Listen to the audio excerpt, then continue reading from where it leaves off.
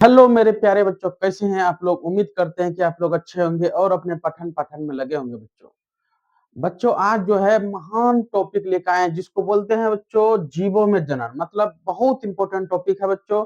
ये टॉपिक आपके लिए बहुत पढ़ाई में बूस्ट करेगा। इसको समझते हैं इसमें क्या क्या आता है। ठीक है बच्चों, जीवों में जनन आज देखते हैं। पहला टॉपिक है जीवन काल। मतलब बच्चों जीवन काल, अगर जन्म हम लोग लिए हैं तो मृत्यु एक दिन ना एक दिन निश्चित है। क्या है बच्चों, अगर हम लोग किसी भी कोई भी चीज का जीव का अगर जन्म हुआ है तो उसका मृत्यु निश्चित है। ये सत्य है कि उसका जीवन का मृत्यु क्या है, निश्चित है। ये सत्य है। ठीक है, देखो जन्म से लेके प्राकृतिक मृत्यु तक, जन्म से लेके प्राकृतिक मृत्यु तक का समय जीवन अवधि या जीवन काल कहते हैं। जब से हम लोग जन्म लिए हैं बच्चों तब से लेकर मृत्यु जब तक नहीं हो जाता है तब तक का क्या कहते हैं बच्चों, जीवन काल कहते हैं। क्या कहते हैं, जीवन काल कहते हैं। ठीक है, महत्वपूर्ण जीवन काल जैसे जैसे बच्चों जीवों का जीवन काल याद रखने के लिए कैसे होता है, कछुआ हो गया, तोता हुआ, कौवा हो गया, मनुष्य हो गया, हाथी, मक्खी, तितली, बरगद, पीपल, धान, ये सब क्या होता है बच्चों, जीवन का क्या, ये सब सजीव है। क्या है, सजीव है। मतलब सजीव अगर है तो उसका मृत्यु निश्चित है। ठीक ना, उसका मृत्यु एक दिन ना एक दिन क्या होता है, निश्चित होता है। जनन क्यों आवश्यक है, क्या बच्चों, जनन क्यों आवश्यक है। पहला है अपनी पीढ़ी को नियंत्रण चलाने के लिए। क्या है, अपना पीढ़ी को नियंत्रण चलाने के लिए, नई जाति के विकास और विभिन्नताओं के लिए। ठीक है, अपने समान जीवों की संख्या बढ़ाने के लिए, अपने समान जीवों की संख्या क्या करने के लिए, बढ़ाने के लिए। उसके बाद है जीव को की मृत्यु के बाद अस्तित्व बनाए रखने के लिए, जो मृत्यु के बाद अस्तित्व जो है बनाए रखने के लिए। ठीक है, उसके बाद है जीवन में दो मार्ग होता है। जैसे होता है लैंगिक बनाम और अलैंगिक बनाम होता है। ठीक है, पहला हम देखते हैं बच्चों अलैंगिक जनन किसके कहते हैं और लैंगिक जनन किसे कहते हैं। देखते हैं जनन, जनक क्या है, जनक एकल जनक, जनक का अस्तित्व समाप्त हो जाता है और दो विपरीत लिंग वाले जनक का अस्तित्व बना रहता है। मतलब एकल एकल एकल का अस्तित्व समाप्त हो जाता है। एकल का क्या होता है, समाप्त हो जाता है और दो विपरीत लिंग वाले जनन का क्या होता है, अस्तित्व बना रहता है। युग्मक और निषेचन, युग्मक और निषेचन देखते हैं। युग्मक का निर्माण, युग्मक का निर्माण और निषेचन नहीं होता है। इसमें युग्मक का निर्माण होता है, और लैंगिक में युग्मक का निर्माण होता है, युग्मक का निर्माण होता है लेकिन निषेचन नहीं होता है। याद रखना है इसको।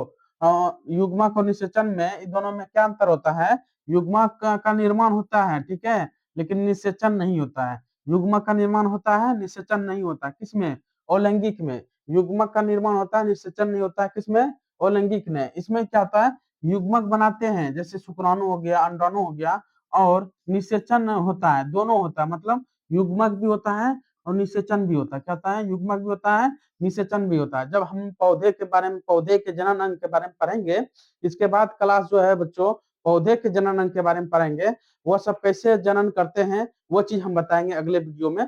इस वीडियो में सिर्फ पढ़ेंगे जीवों का जनन के बारे में पढ़ रहे हैं। ठीक है, इसके बाद है, इसके बाद एक कोशिका विभाजन का गणित, समसूत्री बनाम और अर्धसूत्री। कोशिका जो विभाजन होता है हम लोगों का, वो कैसे होता है बच्चों, वो देखते हैं। ठीक है, कोशिका विभाजन करने के लिए समसूत्री विभाजन से कैसे होता है, 2n को 2n में बदल दिया। मतलब जो संख्या है वही संख्या दोनों में जाएगा। क्या होगा, वही संख्या दोनों में जाएगा। लेकिन अर्धसूत्री विभाजन में क्या होता है मेरे प्यारे बच्चों, अर्धसूत्री विभाजन में क्या होता है, 2n है ना, तो अगर 2n है तो सब में बढ़ जाएगा, एकक अंक सब में बढ़ जाता है। क्या होता है, सब में बढ़ जाता है। 2n से अर्धसूत्री में सब में बढ़ जाता है। यहीं पर लिखा हुआ है जनन कोशिका के पास जितना गुणसूत्र है उतना ही संतान में जाएगा।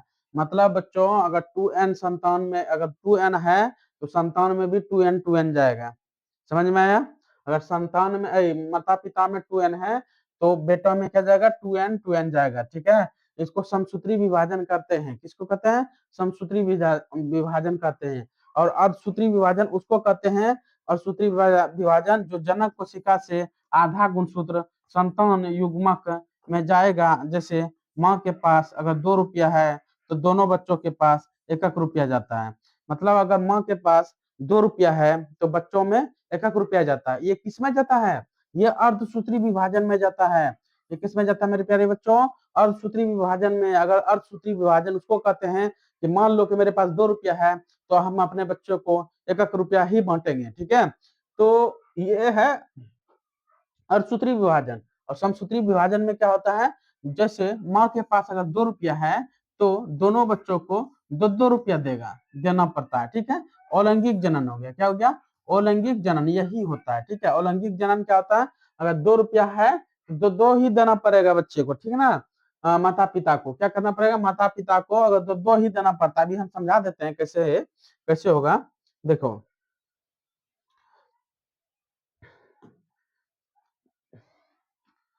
मान लो मानव गुणसूत्र, मानव मानव गुणसूत्र जो है, मानव गुणसूत्र में कितना होता है टोटल? टोटल हम लोग में 46 होता है। क्या होता है मेरे प्यारे बच्चों? मानव गुणसूत्र कितना होता है टोटल? टोटल होता है 46। तो हम लोग क्या करते हैं बच्चों? हम लोग क्या करते हैं इसमें मतलब अगर माता के पास 46 है, माता के पास 46 है और पिता के पास 46 है, तो बच्चों में क्या करता है? बच्चों में जो है, समझना है ध्यान से, बच्चों में बच्चों ये भेजेगा 22 गुणसूत्र और ये भेजेगा 22 गुणसूत्र। मतलब बच्चों 22 अगर 22 भेजेगा तो टोटल कितना हो जाएगा बच्चों? 44 गुणसूत्र हो जाएगा। कितना हो जाएगा? 44 गुणसूत्र हो जाएगा। तो 2 गुणसूत्र क्या होता है बच्चों? 2 गुणसूत्र अगर बच गया, मतलब ये भी 44 भेजेगा, ये भी 44, लेकिन यहाँ पर जाएगा कितना बच्चों? 44 हो जाएगा। लेकिन बच्चों 2 गुणसूत्र होता है, माता में होता है XX होता है गुणसूत्र, ठीक है। माता में XX गुणसूत्र होता है और पिता में क्या होता है? पिता में XY होता है। अगर मेरे प्यारे बच्चों अगर इसका गुणसूत्र X गया, ठीक है, तो और इसका गुणसूत्र X आ गया, मान लो इसका गुणसूत्र X है तो आएगा ही, कोई दोनों में एक लेंगे तो X आएगा। इसमें एक दोनों में एक लेंगे, अगर X ही आ गया तो इसका क्या हो जाएगा? 44 2 46 गुणसूत्र हो जाएगा। बच्चे में कितना हो जाएगा? 46 हो जाएगा। लेकिन बच्चों ये लड़की पैदा होगा। क्या होगा? लड़की होगा। क्या होगा? लड़की। क्या होगा? लड़की हो जाएगा।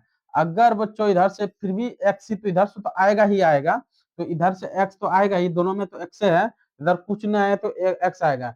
और इधर मान लो वाई आ गया, तो क्या हो जाएगा मेरे प्यारे बच्चों? लड़का हो जाएगा। क्या हो जाएगा? लड़का हो जाएगा, ठीक है। तो हम ये कहना चाहते हैं बच्चों कि लड़की जो है, लड़की या लड़का, बॉय या गर्ल, किस पे डिपेंड करता है? ये पिता के गुणसूत्र पर डिपेंड करता है। किस पे डिपेंड करता है मेरे प्यारे बच्चों? ये पिता के गुणसूत्र पर ही डिपेंड करता है कि लड़की होगा कि लड़का होगा, ना कि माता के DNA से। किस गुणसूत्र से पता चलता है? ये पिता के गुणसूत्र पर। अगर पिता का गुणसूत्र अगर X ही आ गया तो लड़की हो जाएगा, अगर Y आ गया तो लड़का हो जाएगा। और हम लोग के समाज में क्या होता है बच्चों कि जिसको अगर लड़की हो रहा है बार बार, तो हम लोग दोष देते हैं माता को, ठीक है। लेकिन ये कभी नहीं करना है। मतलब गुणसूत्र जो है ये पिता पे डिपेंड करता है। किस पे करता है मेरे प्यारे बच्चों? पिता पे गुणसूत्र डिपेंड करता है। चलिए उसके बाद क्या है? उसके बाद है कोलोन की अवधारणा। कोलोन जो वैज्ञानिक था उसका अवधारणा क्या है वो समझते हैं। जनन की सरल विधि। क्या है? जनन की सरल विधि। क्या होता है सरल विधि? जब वह निम्न कोटि के कोशिकाओं जीवों में पौधों को देखा गया, ठीक है। अलैंगिक जनन द्वारा उत्पन्न होने वाले संतान अनुवांशिक तथा आकारिकीय दोनों रूपों में अपने जनन को बिल्कुल समान होते हैं। इन्हें कोलोन कहा जाता है। क्या कहा जाता है? कोलोन कहा जाता है। विकास और विभिन्नता के अभाव। क्या होता है? विकास और विभिन्नता के अभाव हो जाता है। जब ये जनन सरल विधि इसके बारे में जब दर्शाया था, क्या बोला? अलैंगिक जनन द्वारा उत्पन्न होने वाले संतान अनुवांशिक और आकारीय दोनों रूपों में एक जनन के बिल्कुल समान होता है। क्या होता है बच्चों? समान होता है। इन्हें क्या कहते हैं? क्लोन कहते हैं, ठीक है। अब पढ़ेंगे अलैंगिक जनन के 6 प्रमुख कार्य। इसका क्या 6 प्रमुख कार्य है अलैंगिक जनन का, ये समझते हैं, ठीक है। पहला है विखंडन है, जिसे विखंडन कौन करता है? ये अमीबा करता है विखंडन। जैसे 2 कोशिका है जो आपस में विखंडन करता है, जब टूटता है तो ये टूटता है तो कौन करता है? अमीबा। मुकुलन, मुकुलन कौन करता है बच्चों? ईस्ट हो गया, हाइड्रा हो गया, ये सब मुकुलन करता है। कौन करता है? मुकुलन, ठीक है। उसका बीजाणु जनन होता है, जिससे शैवाल हो गया, कवक हो गया, ये सब जो है बीजाणु जनन होता है। क्या होता है मेरे प्यारे बच्चों? बीजाणु जनन होता है। खंडी भवन होता है बच्चों स्पायरोगिया, और पुनः रुद्र महीने प्लेरिविया होता है। कायिक जनन किसमें होता है? पौधे में। और पूछेगा कायिक जनन किसमें होता है, तो किसमें टिक लगाएंगे? पौधे में लगाएंगे बच्चों। किसमें लगाएंगे? पौधे में। यह सभी विधियाएं बिना बीज और निषेचन के नए जीव का निर्माण करते हैं। ये सब जितने हैं बच्चों, ये सब बिना बीज का निर्माण करता है। मतलब ये जो इसको कोई जरूरत नहीं है बीज, फिर भी वह विभाजन कर रहा है, एक दूसरे में क्या कर रहा है? विभाजन कर रहा है। कायिक जनन कैसे करता है? कायिक जनन ये जो है किसमें होता है? पौधे में होता है। विखंडन होता है, अमीबा हुआ, प्लाज्मोडियम हो गया। मुकुलन पूछेगा तो ईस्ट और हाइड्रा लगाएंगे। ये सब जो है बिना क्या है? बिना बीज का, बिना बीज या निषेचन के जीवन का निर्माण करता है। क्या करता है? जीवन का निर्माण करता है। ठीक है। उसके बाद है द्विखंडन की प्रक्रिया। द्विखंडन नाम बनाम बहुखंडन होता है। द्विखंडन कैसे होता है? कोशिका विभाजन होता है, तो कैसे होता है ये समझते हैं। केंद्रक विभाजन, ये क्या है मेरे प्यारे बच्चों? केंद्रक विभाजन है कोशिका द्रव विभाजन हो गया, उसके बाद दो समान कोशिकाएं हो गया। मतलब मेरे प्यारे बच्चों पहले पूरा कोशिका था, ये पहले पूरा कोशिका था, ठीक है। कोशिका द्रव में विभाजन हुआ, पहले हम बीच में क्या हो गया? विभाजन हो गया। मतलब थोड़ा आधा आधा दोनों में चल गया, न्यूक्लियस इसमें भी हो गया, न्यूक्लियस इसमें भी हो गया। तब ये क्या हो गया? आधा आधा जब होने के कारण ये दो ठो में बदल गया। तो दो ठो में बदला तो क्या हो गया? दो समान कोशिकाएं हो गया। दो क्या हो गया? समान कोशिकाएं। अगर हम लोगों को पूछ लिया क्वेश्चन कि कोशिका का खोज किसने किया था, मृत कोशिका और जीवित कोशिका खोज किसने किया था, बीच में जो न्यूक्लियस है इसका खोज किसने किया था, हम रिपीट करा देते हैं बच्चों की आप लोग को याद रहे। पहला कि अगर मृत कोशिका का खोज किसने किया था, तो हम बताएंगे बच्चों कि रॉबर्ट हुक ने किया था। किसने किया था? रॉबर्ट हुक ने कब किया था? बताओ मेरे प्यारे बच्चों, कब किया था? 1664 ईस्वी में। कब किया था? 1664 ईस्वी में। और जीवित कोशिका खोज कब हुआ था? 1674 ईस्वी में। जीवित कोशिका खोज कब हुआ था? 1674 ईस्वी में। किसने किया था? लुवियन हाउक ने। किसने किया था मेरे प्यारे बच्चों? लुवियन हाउक ने किया था। अगर पूछ लिया बच्चों के ये जो बीच वाला भाग है जिसको न्यूक्लियस बोलते हैं, जिसको केंद्रक बोलते हैं, केंद्रक का खोज किसने किया था, तो रॉबर्ट ब्राउन लगाएंगे टिक। क्या लगाएंगे मेरे प्यारे बच्चों? रॉबर्ट ब्राउन टिक लगाना है, ठीक है। तो हम पढ़ा रहे थे क्या? अनुकूल परिस्थिति में जीव स्वयं को दो बराबर भागों में बांटता है। अनुकूल परिस्थिति में, जब इसका परिस्थिति आ गया कि हम इसको बदलना है, तो किस में बदलेगा बच्चों? ये स्वयं दो भागों में बदल देगा, ठीक है। अगर इधर देखते हैं अनेक केंद्रक, जैसे अनेक केंद्रक अगर किसी में रहेगा पुटी में, तो पुटी फटना और कोशिका को मुक्त हो जाता है, ठीक है। प्रतिकूल परिस्थिति में जीवन अपने चारों ओर एक पुटी बनाता है और अंदर केंद्रक के बाहर बार बार विभाजन करता है। अनुकूल परिस्थिति आने पर पुटी फटती है, ठीक है। उदाहरण प्लाज्मोडियम हो गया। प्लाज्मोडियम मलेरिया परजीवी एनाफिलीज मच्छर के लार में पाया जाता है। ये अधिकतर बच्चों लार में पाया जाता है, जिसे प्लाज्मोडियम हो गया, मलेरिया जो हम लोग को फैलाता है, ये सब इस सब में पाया जाता है। बहुखंडक होता है ये सब, और बहुत केंद्र होता है। उसके अंदर क्या होता है? बहुत केंद्र होता है। बाद में जब विखंडन होता है ये फट के खत्म हो जाता है, ठीक ना। तो सरल में अगर यहाँ पूछा, ये याद करना जरूरी है बच्चों। अगर याद इसको करेंगे तो कैसे कहेंगे? सरल में अमीबा याद रखना है, और अनुप्रस्थ में पैरामीशियम याद रखना है। क्या याद रखना है? पैरामीशियम। और अनुदैर्ध्य में यूग्लिना, और तिर्यक में क्या याद रखना है? स्टोरियम। क्या याद रखना है? स्टोरियम याद रखना है। उसके बाद है बीजाणु जनन और मुकुलन। क्या पढ़ना है इसके बाद? बीजाणु जनन और मुकुलन। बीजाणु जनन क्या होता है? बीजाणु जनन पतली भित्ति वाले एक कोशिकीय सूक्ष्म संरचना जो नए जीव में बदल जाते हैं।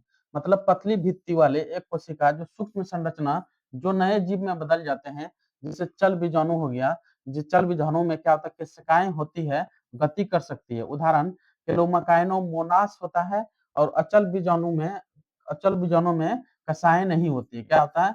कसाएं नहीं होता। इसमें बच्चों कसाएं होती है, इसमें कसाएं होती है, और कसाएं इसमें नहीं होता है। इसमें उसका उदाहरण है यूलोथ्रिक्स। क्या है? यूलोथ्रिक्स है, ठीक है। विशेष नोट पेरिसिलियम में बीजाणु बीजाणु शरीर के बाहर बनते हैं, जिसे कोनिडिया कहते हैं, जबकि जबकि म्यूक्यूअर और राइजोपस के अंदर बनते हैं। क्या बनते हैं? राइपोजोपस के अंदर बनते हैं। जो बीजाणु जनन क्या होता है? बीजाणु जनन दो प्रकार का होता है। पहला होता है चल बीजाणु जनन और अचल बीजाणु जनन। पहला होता है कसाएं होती है, दूसरा होता है कसाएं नहीं होता है। ये इंपॉर्टेंट याद रखना है। उदाहरण एक दोनों का याद रख लेना है, ठीक है ना। उसके बाद देखते हैं बच्चों मुकुलन, क्या देखते हैं, मुकुलन क्या होता है, जीवन के शरीर पर एक उभार बनता है, जीवन के शरीर पर एक उभार बनता है जो वृद्धि करके नया जीव बनाता है, क्या बनाता है, वृद्धि करके एक नया जीव बनाता है। जैसे बाह्य मुकुलन हो गया, एक अंतर मुकुलन हो गया। बाह्य मुकुलन क्या होता है, शरीर के बाहर उभरता है, क्या होता है, बाह्य मुकुलन होता है कि शरीर के बाहर उभरता है। जैसे उदाहरण हो गया ईस्ट हो गया, हाइड्रा हो गया, ये सब बाहर बाहर उभरता है, क्या होता है, ईस्ट हो गया, हाइड्रा हो गया, ये सब क्या होता है, बाहर उभरता है, बाहर में ही उभरता है, ठीक है। और अंदर में कौन उभरता है, शरीर के अंदर कौन उभरता है, उदाहरण है स्पेंजिला, क्या होता है, उदाहरण स्पेंजिला जो है ये अंदर अंदर जो है, अंदर क्या होता है, उभरता है, क्या होता है, अंदर उभार मारता है। और इसका बाहर उभार कौन मारता है, ये ईस्ट हो गया, हाइड्रा हो गया। उभार उभार बनता है जो वृद्धि करके नया जीव बनाता है। अंदर वाला याद रखना है और बाहर वाला याद रखना है। अंदर वाला में ईस्ट और हाइड्रा हो, बाहर वाला में ईस्ट और हाइड्रा हो गया, और अंदर वाला में स्पिंजिला याद रखना है, स्पिंजिला याद रखना है। ये दोनों बहुत इंपॉर्टेंट है बच्चों, ये वीवीआई है, एकदम इंपॉर्टेंट है, इसको याद रखना है। उसके बाद है, उसके बाद प्राकृतिक कायिक जनन पढ़ेंगे, क्या पढ़ेंगे बच्चों, प्राकृतिक कायिक जनन, क्या होता है कायिक जनन, उसके बारे में समझते हैं। पौधे में कायिक भागों में जैसे जड़ हो गया, तना हो गया, पत्ती हो गया, इससे नया पौधा बनता है। कैसे बनता है बच्चों, इससे नया पौधा बनता है, पत्ती द्वारा जो है, पत्तियों के ऊपर नई पत्तियां जिसे कलाएं बनती है, उदाहरण बायोफिल्म, क्या बोलते हैं बच्चों, बायोफिल्म बोलते हैं, क्या बोलते हैं, बायोफिल्म बोलते हैं, ठीक है। बुलबुल द्वारा मांसक कलिकाएं, उदाहरण अगेव हो गया, क्या हो गया, उदाहरण अगेव हो गया, जब इसका फल बनने लगता है तो अगेव हो गया। जब बाय रूट अगर करेंगे, जड़ों द्वारा करेंगे, तो उपस्थितिक कालिकाएं विकसित होकर नया पौधा बनाती है, उदाहरण हो गया शकरकंद, परवल या सतावर, ठीक है। शकरकंद, अधिकतर शकरकंद को याद रखना है, क्या करेंगे, शकरकंद को अधिकतर याद रखना है कि कायिक जनन ये सब कैसे करता है। कायिक जनन क्या होता है, पत्तियों द्वारा होता है, बुलबुल द्वारा होता है, और जड़ों द्वारा होता है, ठीक ना। ये तीन प्रकार का इसका याद रखना है।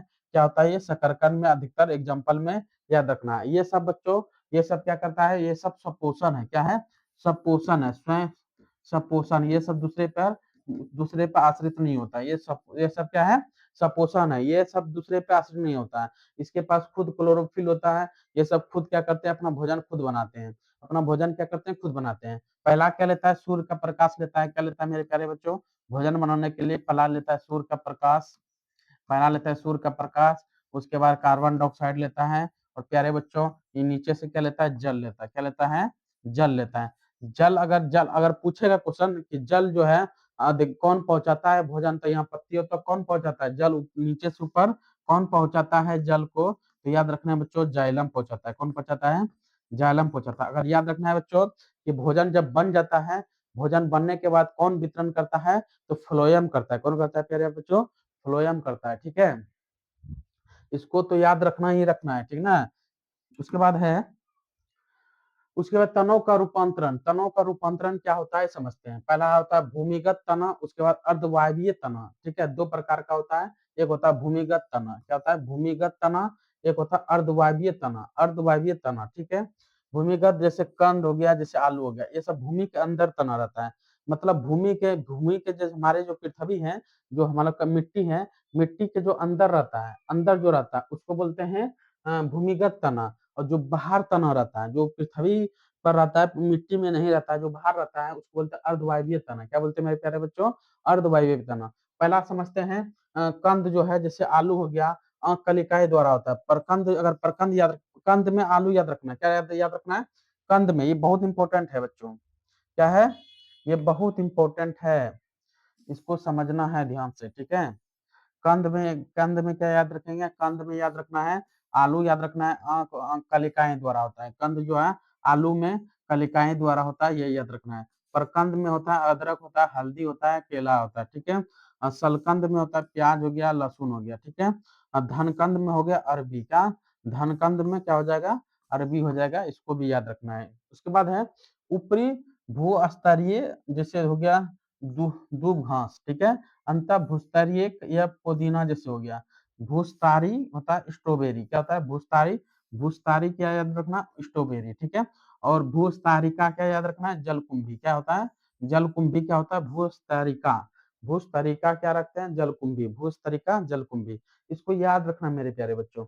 उसके बाद है बंगाल का आंतक जलकुंभी ठहरे हुए पानी में उगकर पूरा पूरा ऑक्सीजन खींच लेती है, जिससे जलीय जीवों का मृत्यु हो जाता है। क्या होता है, जलीय जीवों का क्या हो जाता है, मृत्यु हो जाता है। ठीक है, उसके बाद समझते हैं आगे। आगे कृत्रिम कायिक जनन क्या होता है, कृत्रिम कृत्रिम कायिक जनन है। जैसे बोलते हैं मानव हस्तक्षेप द्वारा मनचाहे किस्म के नए पौधे तैयार करते हैं। क्या कहते हैं, मनचाहे किस्म के नए पौधे जो तैयार करते हैं उसके बारे में समझते हैं। पहला होता है बच्चों कलम लगाना, मतलब कलम लगाना जो है वो उपस्थातिक कलिका है, ये वाली टहनी काटकर मिट्टी में रोपना। उदाहरण हो गया गुलाब, गुड़हल, नींबू, अंगूर, ये सब क्या होता है, कलम लगाना। मतलब बच्चों ये सब आधा काट के भी हम लगा सकते हैं।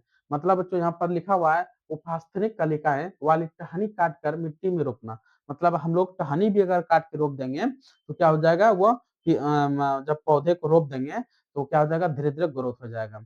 तो कहने का मतलब है कि कलम लगाना क्या होता है कि टहनी को यहाँ पर देख लो, इसको टहनी को क्या कर दिया, काट के क्या करेगा, अलग में लगा देगा। क्या करेगा, अलग में लगा देगा तो ये लग जाएगा। जैसे हो गया उदाहरण में गुलाब हो गया, गुड़हल हो गया, नींबू हो गया, अंगूर हो गया, ये सब टहनी को भी हम लगा सकते हैं। ठीक है, उसके बाद हम पढ़ेंगे दाब लगाना। मतलब दाब लगाना मतलब मारती पौधे को टहनी को मिट्टी के दबा कर नए जोड़े लगाना। मतलब उदाहरण हो गया अंगूर हो गया, स्ट्रॉबेरी हो गया, इसको क्या करता है, जब ये पौधे होता है इस पे दाब करके इसको लगाया जाता है। जैसे मारती मारती पौधे की टहनी को मिट्टी से दबाकर, इसको क्या करते हैं, मिट्टी से दबाकर नए जोड़े उगाना। नए जोड़ा उगाता है उसका, क्या होता है, नए जोड़े उगाना। उदाहरण में अंगूर हो गया, स्ट्रॉबेरी हो गया। ठीक है, उसके बाद समझते हैं रोपण क्या होता है मेरे प्यारे बच्चों।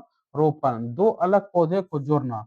दो अलग पौधे को क्या करते हैं मेरे प्यारे बच्चों, जोड़ते हैं। उसके उच्च कोटि के ऊपरी भाग जैसे कलम हो गया, जिसको तना बोलते हैं हम लोग प्यारे बच्चों, तना जिसको बोलते हैं, निम्न कोटि का जड़ वाला भाग जिसको स्कंद बोलते हैं, जैसे आम हो गया, सेब हो गया, नींबू हो गया, ये सब क्या होता है बच्चों, रोपते हैं। इसको क्या करते हैं, रोपण करते हैं। उसके बाद गुटी गुटी बांधना, गुटी बांधना क्या होता है, गुटी बांधना ऊंचाई वाले तने वाले और छाल छीलकर गीली मिट्टी, गोबर और कपड़े से बांधना। जड़ों निकलने पर काट लेना, काट लेना। मतलब बच्चों ये गुटी बांधना है। क्या है ये, गुटी बांधना होता है। क्या होता है, गुटी बांधना होता है। ठीक है, उसके बाद आगे है लैंगिक जनन, जिसको बोलते हैं जीवन चक्र और प्रजनन अवस्थाएं। क्या बोलते हैं बच्चों, प्रजनन अवस्थाएं। ठीक है, पहला क्या है, किशोरावस्था। क्या है, किशोरावस्था, प्रजनन अवस्था और जीवाणुवस्था। ठीक है, किशोरावस्था में जनन के लिए शरीर को विकसित और तैयार करना। किशोरावस्था में बच्चों जनन के लिए शरीर का विकास और तैयार करना, विकास और तैयारी करना। ठीक है, प्रजनन अवस्था में जनन करने की क्षमता का विकास करना। क्या करेगा, जन्म करने की क्षमता को विकास करना। उसके बाद है जीर्णावस्था, जनन क्षमता का समाप्त होना, जिसको बुढ़ापा कहते हैं बच्चों। ये हो गया किशोरावस्था, ये जनन करने की क्षमता को विकास करता है। उसके बाद है बच्चों जीर्णावस्था, मतलब जनन क्षमता को समाप्त होना और बुढ़ापा आना। ठीक है, उसके बारे में समझते हैं। मादाओं में प्रजनन चक्र क्या होता है, प्रजनन चक्र इसको समझते हैं। पहला होता है रज चक्र, जिसको पाइमेटस, जिनके पूर्वज बंदर है में होता है, यह रक्त योनिक से बाहर निकलता है। उदाहरण मनुष्य हो गया, बंदर हो गया। ये होता है पाइमेटस, जिसको बोलते हैं जिनके पूर्वज बंदर है। ये जिसके पूर्वज बंदर था उसको रक्त चक्र बोलते हैं। क्या बोलते हैं, रक्त चक्र। इसका जैसे रक्त योनि से बाहर निकलना, जिसको बोलते हैं बच्चों पीरियड, उसी को बोलते हैं। उदाहरण मनुष्य हो गया, बंदर हो गया, ये सब रक्त चलता है। मंद चक्र क्या होता है, नॉन प्रोमेंटस। ये नॉन प्रोमेंटस जो पूर्वज बंदर नहीं था में नहीं होता है। रक्त शरीर के अवशोषित हो जाता है और हार्मोनल बदलाव के कारण मादा नर के संपर्क में आती है। उदाहरण हो गया बिल्ली हो गया, गाय हो गया। ये सब बच्चों क्या होता है, हार्मोनल बदलाव के कारण मादा नर के संपर्क में आने के कारण हम इसका इसका जैसे कुत्ता हो गया, बिल्ली हो गया, गाय हो गया, ये मंद चक्र हो गया। और ये हो गया रज चक्र। याद रखना है, रज चक्र में मनुष्य आता है, बंदर आता है रज चक्र में। ठीक है, और मंद चक्र में किस कौन कौन आता है, मंद चक्र में आता है कुत्ता आता है, बिल्ली आता है, गाय आता है। इसको याद रखना है। ठीक है, उसके बाद है लैंगिक जनन की तीन प्रमुख घटनाएं।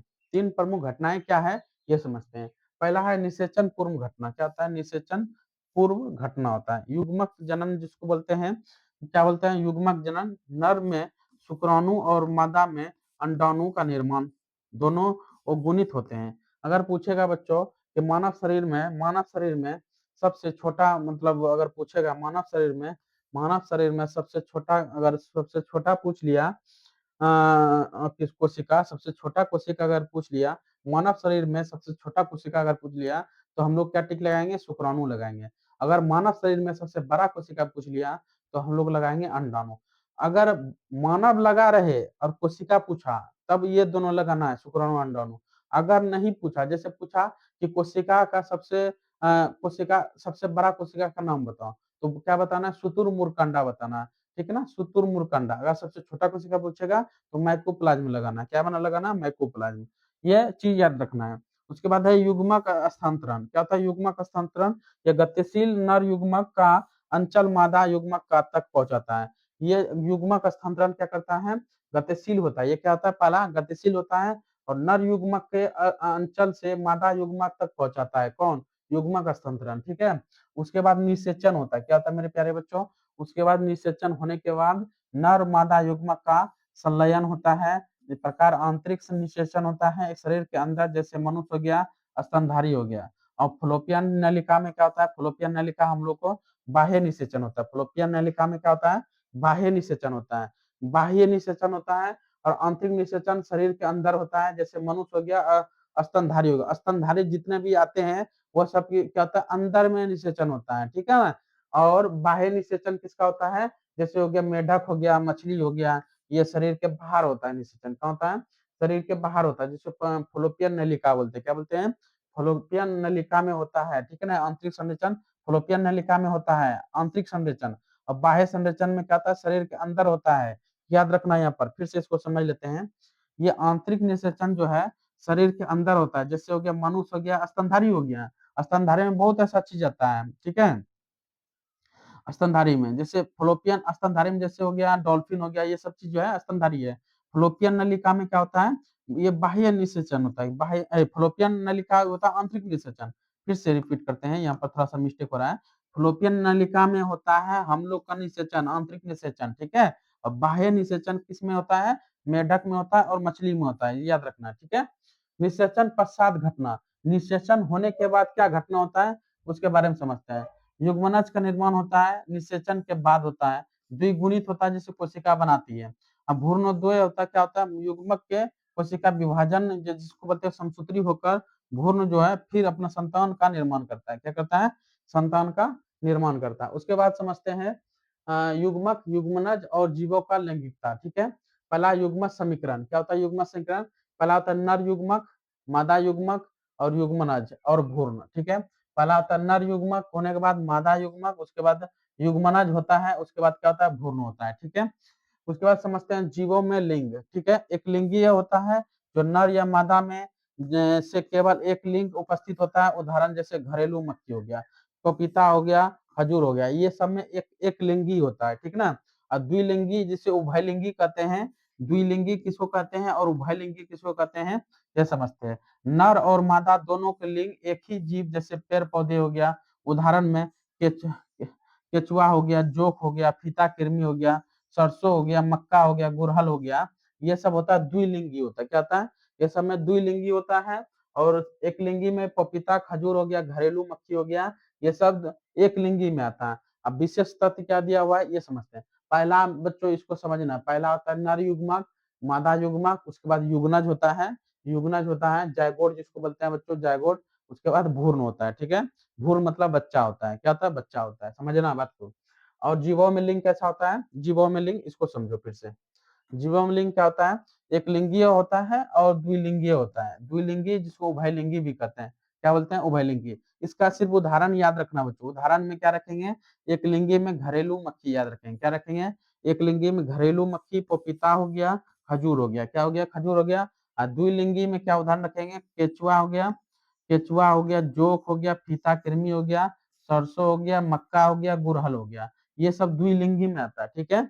उसके बाद हम विशेष तथ्य इसमें क्या है, अनिषेचन जनन, बिना निषेचन के जीव का निर्माण हो जाता है। अनिषेचन उसको कहते हैं, बिना निषेचन के जीव का निर्माण हो जाता है, जैसे मधुमक्खी। इसमें कोई निषेचन करना जरूरत नहीं है, ठीक है। इसलिए जो बिना निषेचन का जीव का निर्माण हो जाता है, ठीक है। जैसे उदाहरण के लिए मधुमक्खी, याद रखना है, ठीक है।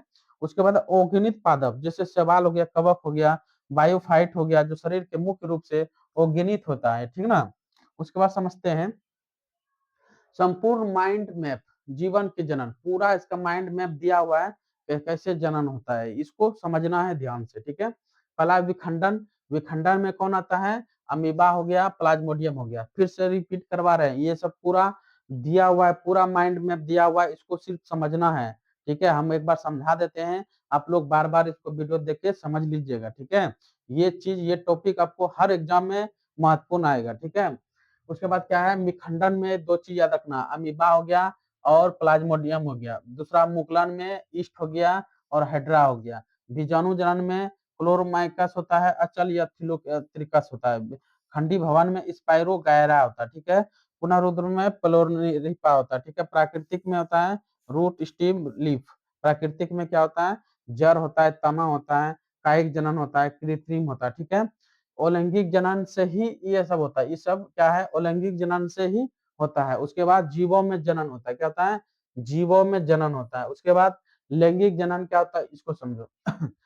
वो था अलैंगिक जनन, अब जो है समझते हैं लैंगिक जनन। इधर जीवों में जनन में लैंगिक जनन का ये सब उदाहरण है, लैंगिक जनन और लैंगिक जनन का उदाहरण इधर है। अलैंगिक में विखंडन होता है, मुकुलन होता है, बीजाणु जनन होता है। इसका तीन तो खाली इंपॉर्टेंट है, इसको ध्यान में रखना है। मुकुलन, ईस्ट और हाइड्रा। क्या, मुकुलन आ गया, ईस्ट और हाइड्रा में टिक लगाना है, इसमें लगाना है, ईस्ट हो गया, हाइड्रा में लगाना। विखंडन आ गया तो अमीबा में और प्लाज्मोडियम में ये लगाना है टिक, ठीक है। ये चीज याद रखना। उसके बाद जीवों में जन्म जो है लैंगिक जनन होता है, क्या होता है, लैंगिक जनन होता है। पहला अवस्था है किशोरावस्था, प्रजनन और जीवाणु अवस्था होता है। उसके बाद क्या होता है, चक्र जो है रज चक्र होता है, मंद चक्र होता है। ये चीज हम बता दिए थे कि रज चक्र क्या होता है, मंद चक्र क्या होता है, ये चीज अलैंगिक लैंगिक में आता है, किसमें आता है, लैंगिक जनन में आता है। उसके बाद निषेचन पूर्ण होता है, ये लैंगिक जनन में। निषेचन किसमें आता है, लैंगिक जनन में। ये घटनाएं होता है, ये तीनों घटनाएं किसमें होता है, लैंगिक जनन में, जिसको निषेचन पश्चात कहते हैं। एकल अध्याय ये क्या होता है, क्या होता है, निषेचन होता है, ठीक है। लैंगिक जनन में क्या क्या आता है, इसको याद रखना। किशोरावस्था, प्रजनन, जीवनावस्था, चक्र, राज्य चक्र, मन चक्र। निषेचन पूर्व ये घटनाएं हैं, निषेचन होता है, उसके बाद निषेचन पश्चात होता है। ये चीज लैंगिक जनन में आता है, ये चीज इधर अलैंगिक जनन आता है। उम्मीद करते हैं कि आप लोग को समझ में आया होगा हल्का फुल्का। तो इसको और थोड़ा सा बेहतर बनाने के लिए फिर अगले क्लास में जुटिए, जिसके अगला क्लास रहेगा कि पौधे का जनन कैसे होता है। पौधे का जनन बताएंगे, उसके बाद जीवों में जनन कैसे होता है ये चीज बताएंगे। ये चीज आपको बहुत इंपॉर्टेंट, ये सब टॉपिक है बच्चों। ये सब आप लोग को एग्जाम में आने वाला इंपॉर्टेंट टॉपिक है। चलिए बच्चों, अगले वीडियो में मिलते हैं। यही तक रहा। Thank you. जय हिंद, जय भारत।